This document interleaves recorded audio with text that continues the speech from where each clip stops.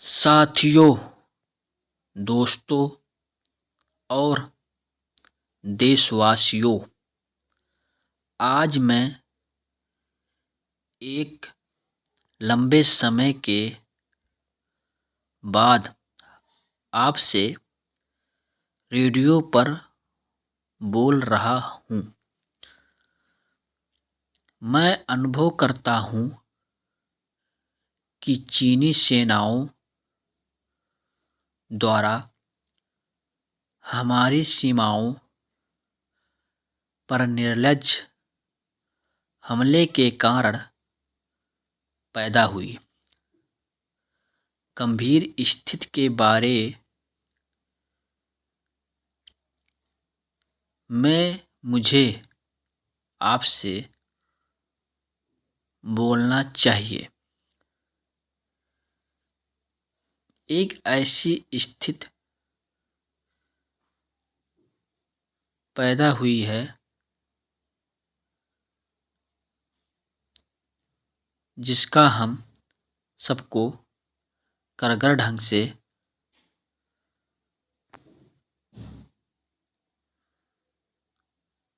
सामना करना है। हम इस देश के शांतिप्रिय लोग हैं जो शांति में विश्वास रखते हैं। हम युद्ध नहीं चाहते हैं। यही कारण है कि जब 5 वर्ष पहले लद्दाख में हमारे क्षेत्र पर हमला हुआ तो हमने शांति की नीति का पालन करने की कोशिश की।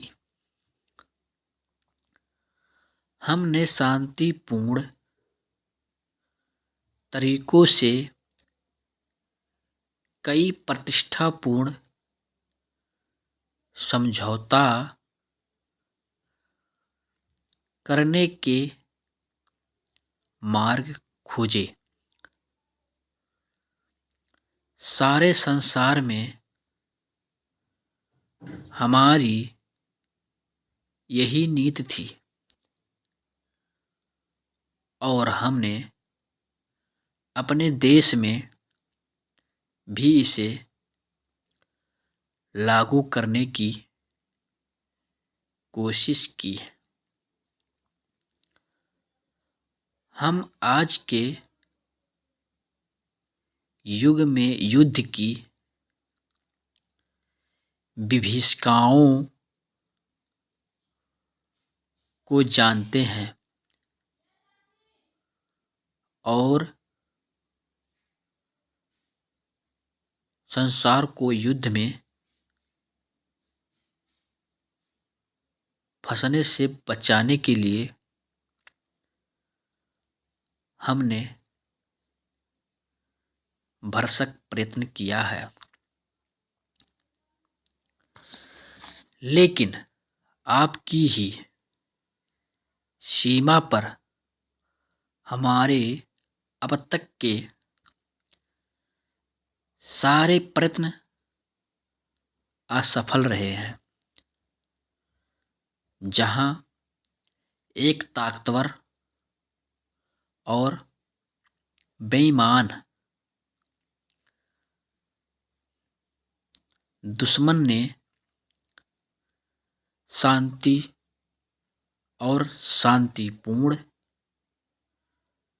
तरीकों की परवाह न करते। 2 शब्द फुल स्टॉप।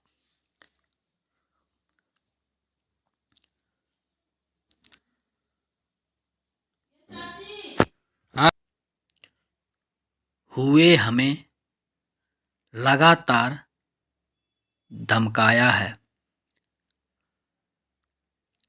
और धमकियों को कार्रवाई में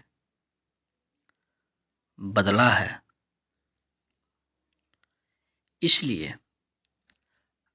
अब समय आ गया है कि हम इस खतरे को पूरी तरह समझें, जो हमारी जनता और देश की स्वाधीनता के लिए खतरा है। यद्यपि मैं जानता हूँ कि दुनिया की कोई भी ताकत हमारी स्वतंत्रता को खतरे में नहीं डाल सकती, जिसे हमने सदियों के विदेशी राज के बाद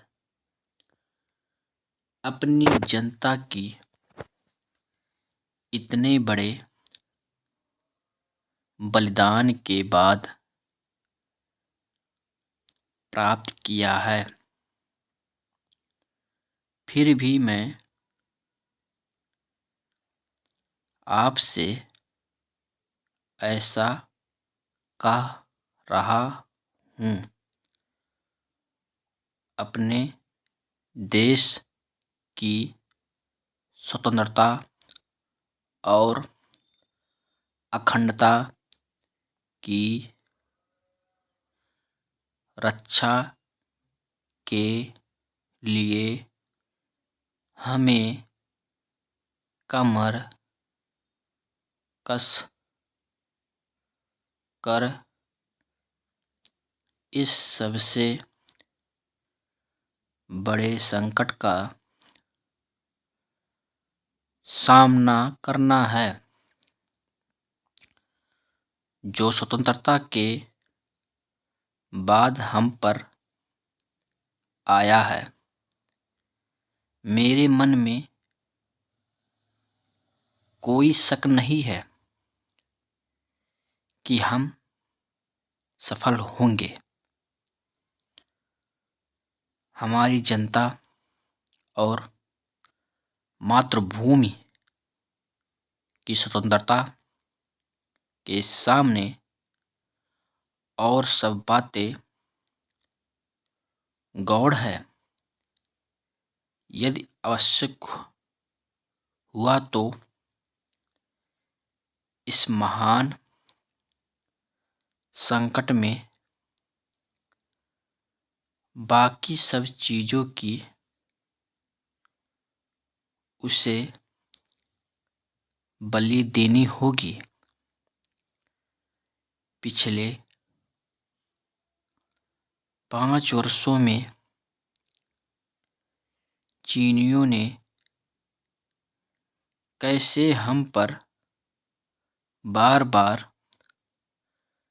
आक्रमण किया है और कैसे उसे भाषणों, दलीलों और झूठे दावों से उन्होंने उचित सिद्ध करने की कोशिश की है।